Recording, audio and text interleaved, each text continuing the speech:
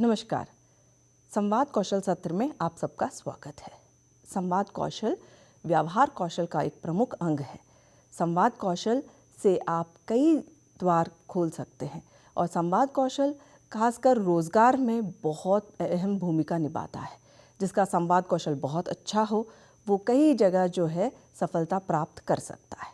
इस सत्र में हम संवाद कौशल के प्रमुख अंगों से अवगत होंगे।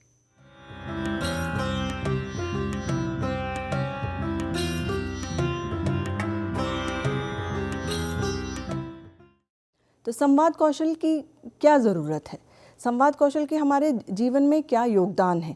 संवाद कौशल इसलिए ज़रूरी है क्योंकि जब लोग आपसे बात करते हैं तो सीधा आपका रिज्यूम नहीं देखते।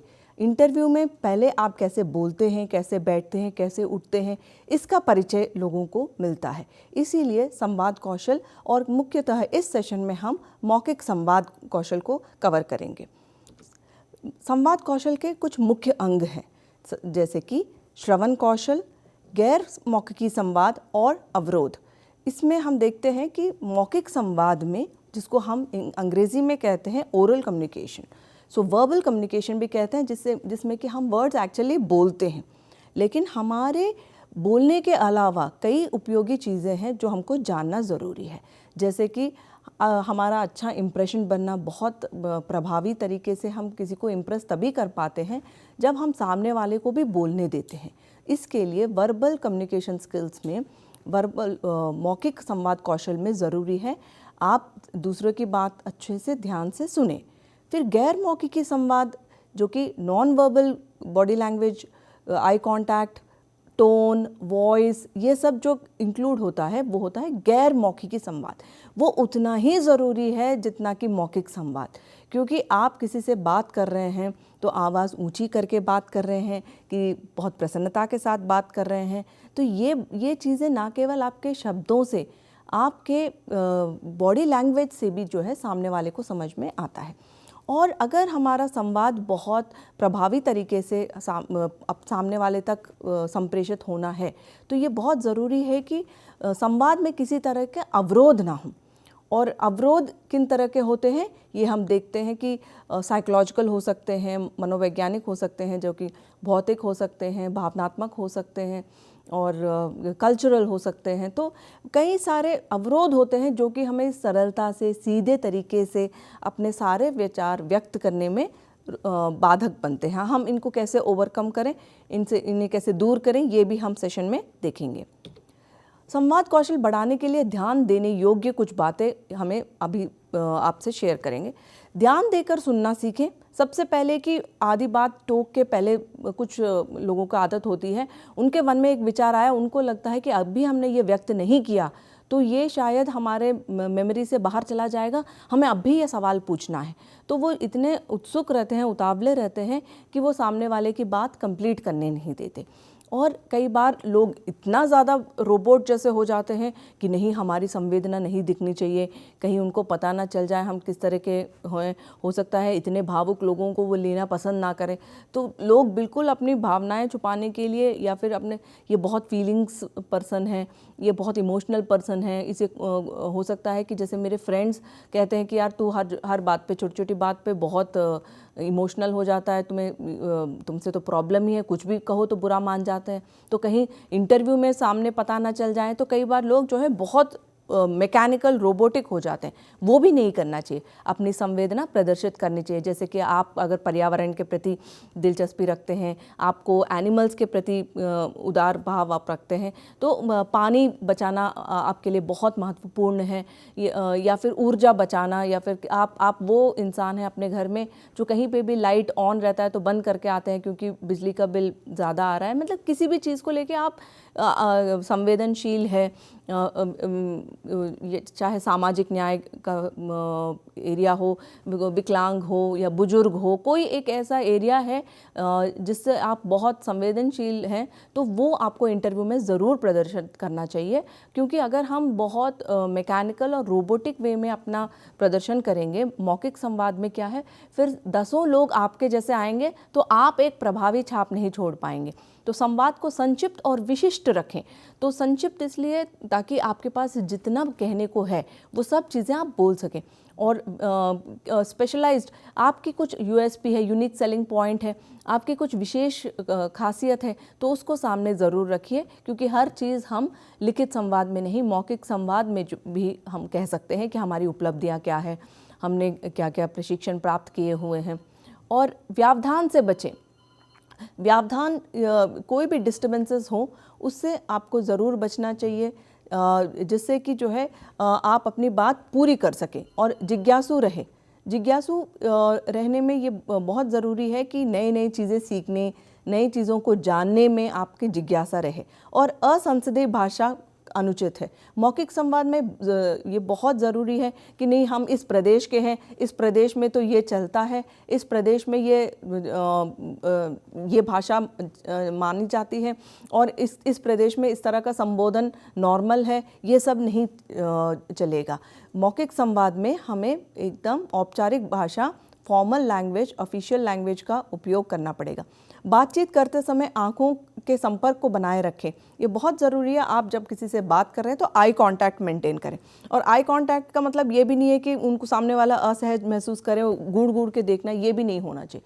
तो आई कांटेक्ट से हम ये कहते हैं कि नॉर्मली नोस, आइस, ये जो दोनों आइस है और नोस का टिप है, इसको आप एक इन्वर्स ट्रायंगल, एक त्रिकोण जो उल्टा है, इस त्रिकोण ट्रायंगल को अगर आप फोकस करेंगे किसी से बात करते समय, नोज टिप पे एक बार, लेफ्ट आई में एक बार, राइट आई में एक बार आप देखेंगे, इसको इन्वर्स ट्रायंगल हम कहते हैं। इससे सामने वाले को रखता है कि आप उसकी बात ध्यान से सुन रहे हैं, उस पर ध्यान दे रहे हैं, ना कि सिर्फ आंखों में बहुत देर तक देखने से वो असहज भी हो सकते हैं। और बार बार आंखें चुराना भी अच्छी बात नहीं है। उससे ऐसा लगता है कि कोई बात है जिससे आप असहज हैं, या फिर आपका ड्रेस में आप अनकंफर्टेबल है, या फिर इंटरव्यू के माहौल में या जिससे बात कर रहे हैं उससे आप थोड़े से सहम गए हैं, तो बहुत ज़्यादा आंखें नीचे देखते हुए या फिर आसमान को देखते हुए, ग्राउंड या स्काई को देखते हुए बात नहीं करना चाहिए।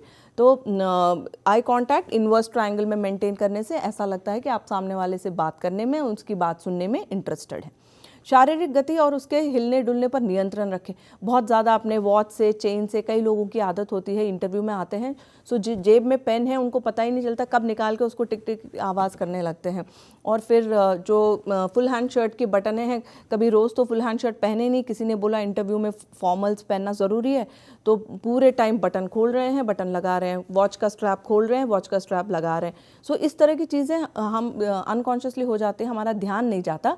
लेकिन हमें ये कोशिश करना चाहिए कि वर्बल कम्युनिकेशन में जब हम जाते हैं तो हमें ये इन सारे हरकतों से बचना चाहिए।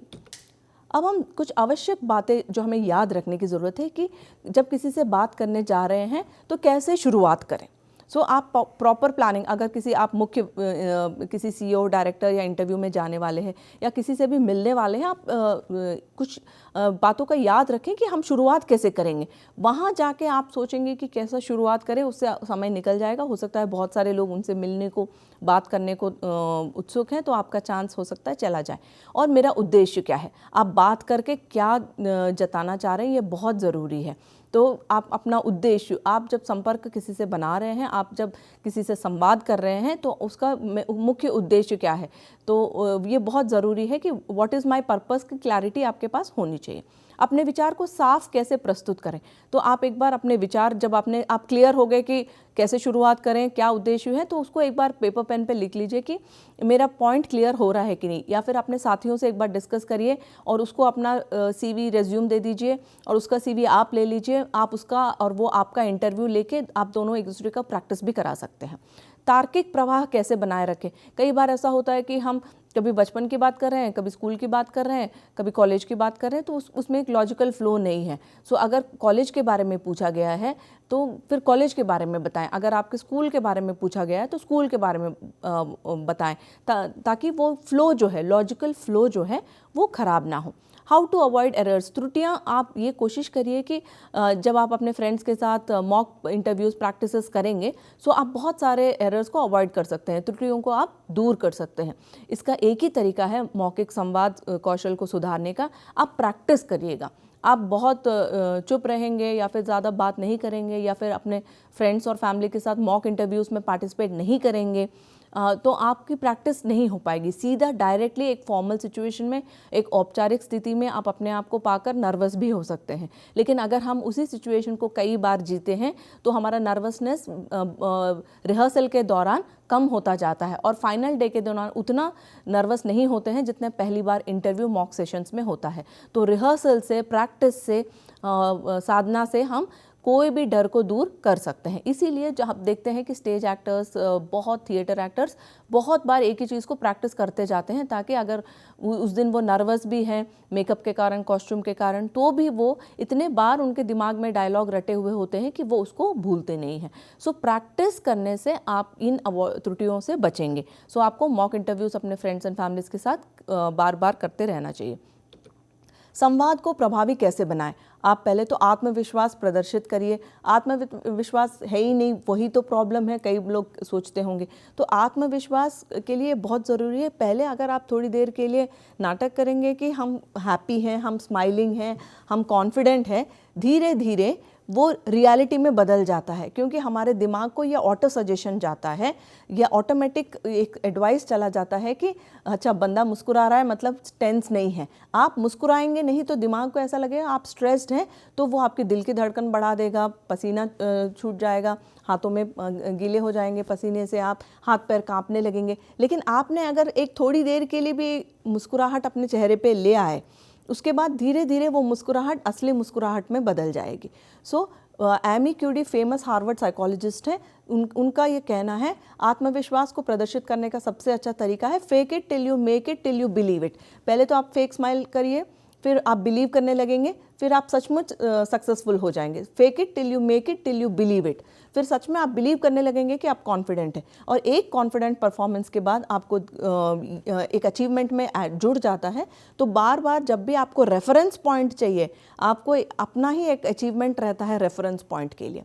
सो विचारों में स्पष्टता, आप जब अपने विचार डायरी मेंटेन करके लिखेंगे जो भी विचार आ रहे हैं, तो फिर आप उस विचारों में स्पष्टता लेकर आ पाएंगे। इसको साइकोलॉजी में हम कहते हैं द टेक्निक ऑफ जर्नलिंग। सब कुछ एक जर्नल में, एक डायरी में जो लोग अपने विचारों को लिखते हैं वो बहुत स्पष्ट तरीके से अपने विचारों को रख पाते हैं। सो इसीलिए ऑर्गेनाइज्ड थॉट्स जब पेपर पे ऑर्गेनाइज होते हैं तो थॉट्स दिमाग में भी ऑर्गेनाइज्ड हो जाते हैं। हम जब अपनी अलमारियाँ, टेबल, कपड़े ये सब घर में जमाते हैं तो ये एक साधारण एक्सरसाइज नहीं है, ये एक मेंटल एक्सरसाइज है।